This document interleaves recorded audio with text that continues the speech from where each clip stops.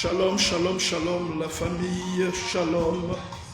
Soyez bénis au nom de Jésus-Christ. Vous avez dû remarquer que notre live a dû être interrompu tout à l'heure. Je n'avais pas un bon réseau, donc j'ai préféré venir le relancer à la maison. Alors, nous étions sur Jean chapitre 1 et j'étais en train de parler de deux faits qui peuvent nous enseigner, qui peuvent enseigner les enfants de Dieu aujourd'hui, en l'occurrence le fait de reconnaître sa place, savoir reconnaître sa place. Maman Loulou, je pense que tu peux partager le lien à ceux qui tentent de se connecter au précédent live qui ne fonctionne plus. Donc voilà, bien-aimés dans le Seigneur, nous étions sur Jean chapitre 1, je crois que c'était au verset 19, où les Juifs ont envoyé des pharisiens. Voilà, la Bible dit, voici le témoignage de Jean, lorsque les Juifs envoyèrent de Jérusalem des sacrificateurs et des Lévites pour demander, toi, qui es-tu? L'une des caractéristiques, et ça j'aimerais vraiment m'adresser aux enfants de Dieu, l'une des caractéristiques ou l'une des particularités que doit rechercher un serviteur de Dieu ou un enfant de Dieu, c'est celle de savoir la raison pour laquelle Dieu t'a introduit sur la terre. Personne d'entre nous ne vient sur la terre par hasard. Nous venons, je l'ai toujours enseigné depuis le départ, nous venons sur terre pour un but précis. Nous venons, et notre venue sur la terre, quel que soit ce que vous exercez aujourd'hui, n'oubliez pas que votre venue sur la terre a un rapport avec le cahier de charge de Dieu. C'est-à-dire qu'il vous a équipé pour servir un intérêt qui est relié à son cahier de charge. Même si vous êtes enseignant, même si vous êtes pâtissier, il y a quelque chose qu'il a déposé dans votre vie qui va servir le cahier de charge du royaume. Donc la Bible ici, on demande à Jean qui il est. Et nous pouvons constater ici que Jean savait qui il était, contrairement à la plupart des chrétiens d'aujourd'hui. Nous ne savons pas qui nous sommes, nous avons une crise d'identité. Aujourd'hui, nous sommes dans telle croyance, demain, nous remettons en question nos croyances, nous allons de l'autre côté. Il est important, même dans l'appel, Dieu ne t'a pas appelé, Dieu t'a appelé à la prédication, tu finis de prêcher, mais tu commences à t'intéresser au spectacle. Tu n'as pas le don de prophétie, tu commences à forcer les prophéties. Tu commences à humilier même l'huile que le Seigneur a déposée sur toi. Parce que comme tu n'es pas appelé à ce domaine, tu ne seras pas compétent dans ce domaine. Tu diras des choses qui ne glorifieront pas Dieu. Tu diras des choses qui vont peut-être même jeter la honte en fait sur toi. Il est important de savoir qui vous êtes. On demande à Jean, qui es-tu? Est-ce que tu es le prophète? Est-ce que tu es ceci? Jean répond non. Et il y a quelque chose qui m'intrigue ici, que je tenais à vous partager. Je rappelle que nous allons passer que 10 minutes. On va essayer vraiment de tenir ce timing-là de 10 minutes parce que nous allons faire peut-être 2 lives de 10 minutes dans la semaine. Par la grâce de Dieu, nous l'espérons. Alors la Bible donc déclare... pourquoi donc baptises-tu, au verset 25? Pourquoi donc baptises-tu si tu n'es pas le Christ? Et là, Jean répond, moi je baptise d'eau, mais au milieu de vous, il y a quelqu'un que vous ne connaissez pas qui vient après moi. Qu'est-ce que cela nous apprend? Qu'il peut y avoir quelqu'un qui a grandi avec vous. Vous pouvez être avec quelqu'un que vous avez vu naître, une personne même que vous avez lavé, une personne avec qui vous avez partagé du pain, une personne avec qui vous avez joué dans la rue. Mais qui a quelque chose de Dieu. Seulement, Dieu n'a pas encore permis que cette personne soit révélée. Vous allez voir que le Seigneur Jésus, ici, il a 30 ans. Il a grandi au milieu de ces gens-là. Mais ces gens-là ne le connaissent pas. Ils ne savent même pas. Ils le connaissent en tant que le fils de Joseph et de Marie. Mais ils ne savent pas qui il est réellement. Et vous savez que Dieu accorde beaucoup d'importance au moindre rôle qu'il nous attribue. Le rôle de Jean, la raison même de son onction, c'était seulement pour montrer qui était Jésus. Et je pense que ça, dès le premier jour, je l'ai dit. La raison même de son onction, c'est-à-dire la raison pour laquelle il avait reçu de l'huile, c'était seulement pour montrer qui était Jésus. Pour montrer aux gens, pour révéler aux gens qui était Jésus. Et regarde les détails qu'il donne. Et Dieu peut permettre que vous ne constatiez pas le signe qu'il y a dans la vie de quelqu'un, mais qu'il y ait une personne en particulier, seulement, qui soit le premier à constater ce signe. Alors que vous êtes avec la personne tous les jours, mais vous ne remarquez pas cela. Parce que les yeux de tous ne s'ouvrent pas au même moment. Et la Bible dit ici, je ne le connaissais pas. D'abord, il précise, il dit, je ne suis pas digne de délier la courroie de ses souliers. Et l'un des problèmes que nous avons, nous, aujourd'hui, c'est de reconnaître la grandeur de la grâce de l'autre. Lorsque Dieu se manifeste dans la vie de l'autre, plus qu'il ne se manifeste dans la nôtre, nous avons un problème à admettre. Nous nous conduisons même comme des potentiels adversaires. Vous voyez, c'est un manque d'humilité, c'est un manque de révélation, c'est un manque d'intelligence. La Bible dit ici que je ne suis pas digne de délier la courroie de ses souliers. On précise, ces choses se passèrent à Béthanie, au-delà du Jourdain, là où Jean baptisait. Regardez maintenant. Le lendemain, il vit Jésus venant à lui. Et il dit, voici, regardez, hein, regardez le témoignage qu'il rend. Il dit, voici l'agneau de Dieu. Ça vous rappelle Exode 12. Voici l'agneau de Dieu qui ôte le péché du monde. Regardez maintenant le plus surprenant. C'est celui dont j'ai dit, après moi vient un homme qui m'a précédé, car il était avant moi. Donc on remarque ici que Jean était très spirituel. Pourquoi je dis qu'il était très spirituel? Parce que pour raisonner de la sorte, il faut avoir beaucoup de... Enfin, il faut avoir une grande révélation. D'accord? Il dit qu'il était avant moi. D'accord? Et pourtant, ils sont nés la même année. Je suppose qu'ils ont 6 mois d'écart. Mais il dit qu'il était avant moi. Et la Bible ajoute encore, je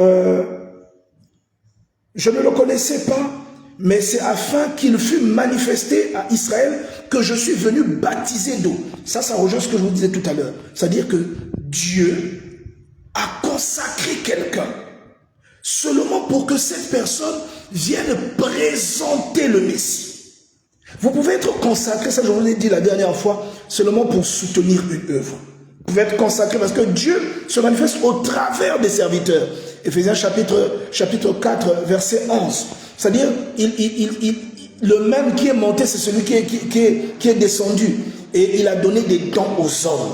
C'est-à-dire que les dons que vous voyez chez les bien-aimés, chez vos frères, chez les personnes qui sont avec vous, les dons que vous voyez chez chacune des personnes que vous connaissez, ces dons-là, bien-aimés dans le Seigneur, sont la manifestation de Dieu. C'est une manifestation, c'est juste une façon de Dieu de continuer à exercer son influence, de continuer à montrer aux gens qu'il est réel. Alléluia. Alors il dit, je ne le connaissais pas, mais c'est afin qu'il fût manifesté. Pourquoi Jean ne le connaissait-il pas? C'était son cousin.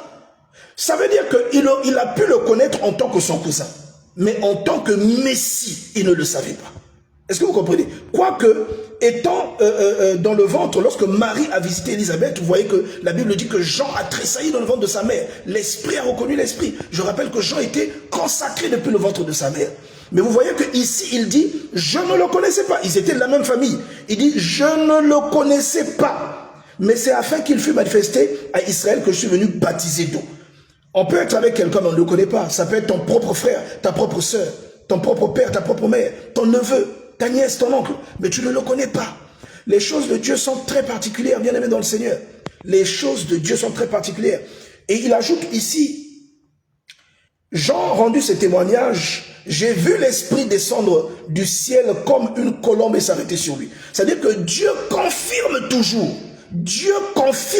ses envoyés. Dieu confirme toujours ses serviteurs. Alléluia.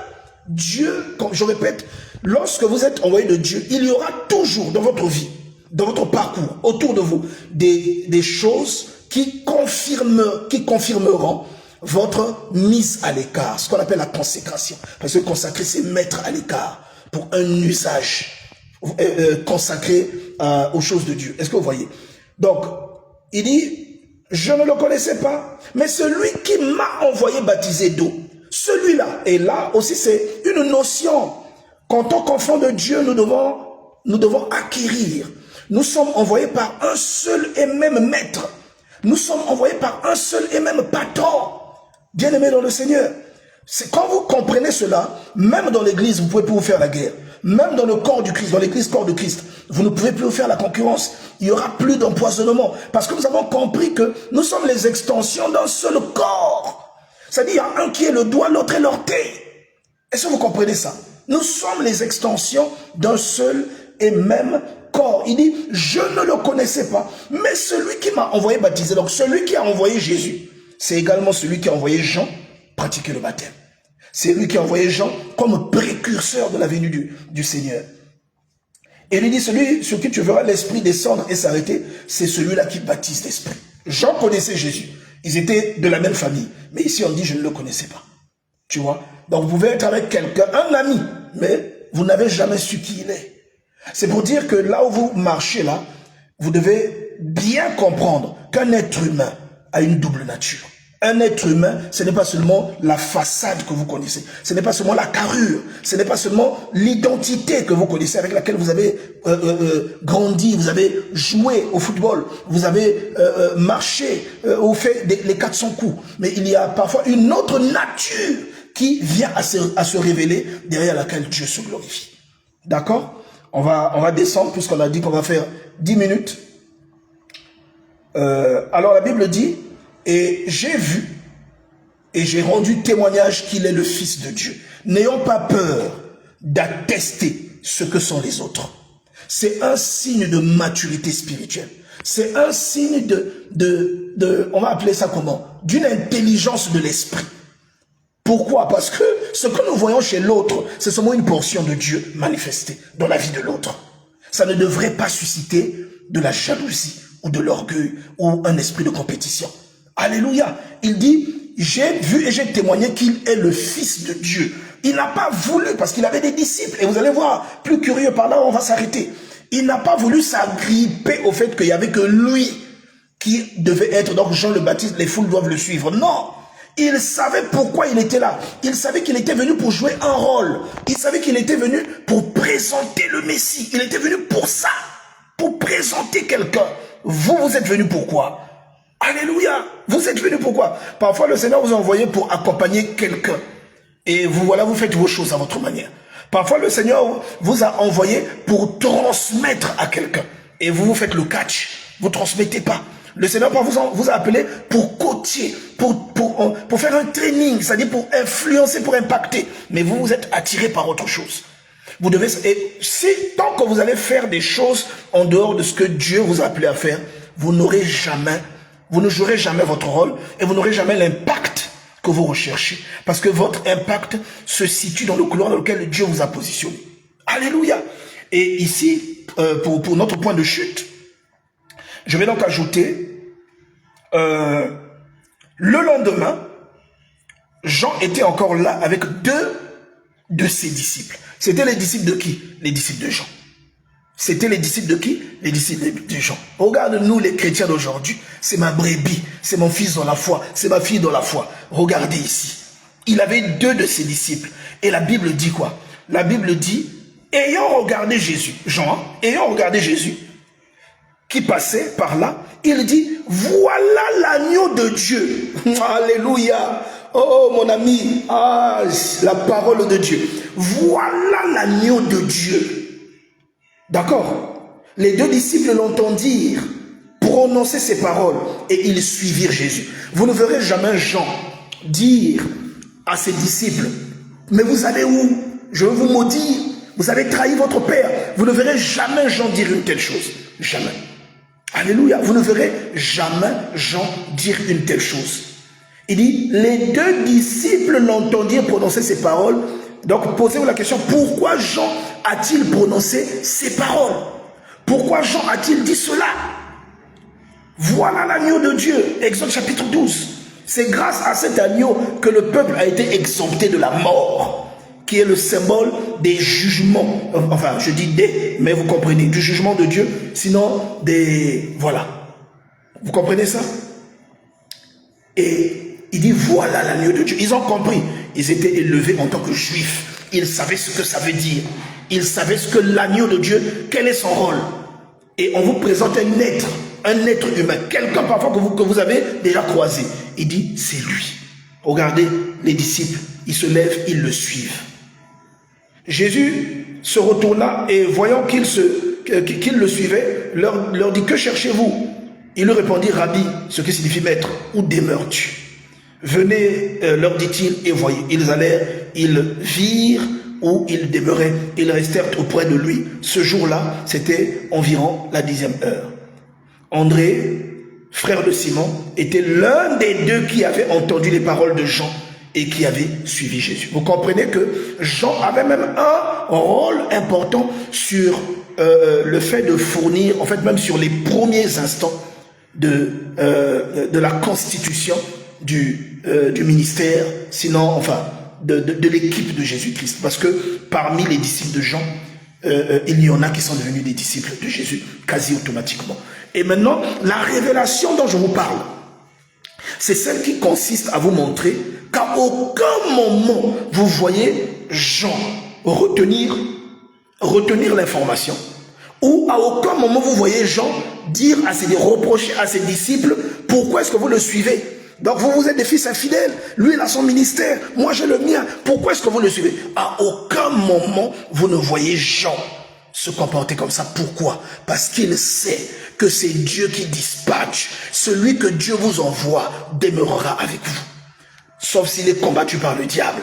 Celui qui n'est pas avec vous, même si vous le courtisez, il ne sera jamais avec vous. Parce que ce n'est pas la volonté. Vous pouvez même être un intermédiaire, c'est-à-dire quelqu'un par qui Dieu passe pour connecter quelqu'un d'autre. Et finalement, ce lien qui s'établit est la volonté finale de Dieu dans ce scénario. C'est pourquoi, bien aimés dans le Seigneur, nous servons Dieu, nous prions, mais je vous en conjure, soyons intelligents. Soyons intelligents. Donc voilà, j'essaie de tenir les 10 minutes telles que je les ai annoncées. Je vais certainement vous reparler le vendredi, parce que nous sommes mardi. Donc je vais certainement vous reparler soit le jeudi, soit le vendredi, pour 10 minutes encore, pour vous donner quelques petits points qui peuvent changer la perception de la compréhension de la parole de Dieu, qui peuvent changer la perception que quelqu'un a du ministère. Je pense que ces petits détails qui sont dans l'évangile de Jean, que nous sommes en train de mentionner, ces petits détails sont d'une richesse incroyable. Ils peuvent changer. Regardez comment nous faisons. Que non, ma brebis est maintenant la brebis du pasteur un tel ou bien d'un tel. Et on en fait un problème. Vous ne savez pas quelle est la mission de cette personne vers laquelle la brebis est partie. Vous ne savez pas quel est le plan de Dieu dans la vie de cette personne. Il y a des bénédictions qui sont attachées. Regarde, pourquoi André n'est pas resté avec Jean? Parce que la cause pour laquelle André est né, c'était d'être avec Jésus. Mais en transitant par Jean. Mais si Jean n'avait pas cette maturité, il aurait fait quoi? Il aurait peut-être fait des problèmes à André en disant, mais qu'est-ce que tu fais? C'est de la prostitution spirituelle. Bien-aimé dans le Seigneur, que Dieu nous ouvre les yeux. Que Dieu nous aide. Je vais vraiment encourager quelqu'un à partager ce live pour bénir quelqu'un. Vous avez remarqué que je n'ai pas annoncé, c'est totalement improvisé, comme nous l'avons fait la semaine passée, totalement improvisé. Que Dieu nous aide, vraiment à toucher un maximum de personnes. Si vous êtes conscient que ce live vous a béni, je vous en conjure, partagez-le. Dites ce que vous pensez. Et surtout, rendez grâce à Dieu. Que ce que Dieu a pointé, si jamais il a pointé quelque chose en vous derrière ce live, que cette chose, bien aimée dans le Seigneur, devienne votre combat principal. Combattez la chose en question. Faites honneur à votre Dieu. Faites preuve d'intelligence. Alléluia. Donc je vais vous laisser en compagnie de cette louange. Je ne sais pas si vous la connaissez. C'est une chanson que j'aime beaucoup.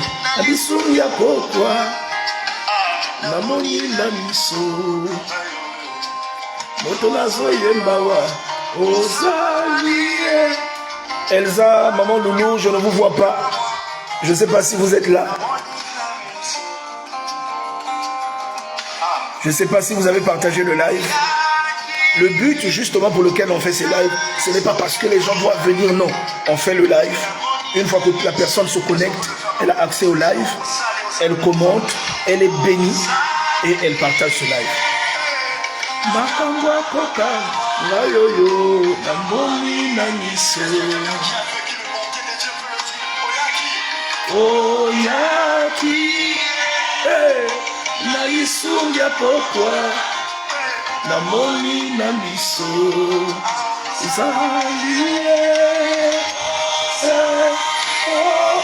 oh, makambo kokamwa na yoyo amiso.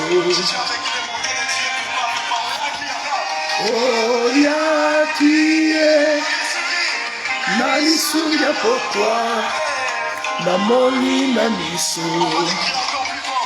Oh, ya. Que Dieu vous bénisse, que Dieu vous bénisse. Et je vous dis certainement à jeudi ou à vendredi à la même heure. Que le Seigneur vous bénisse.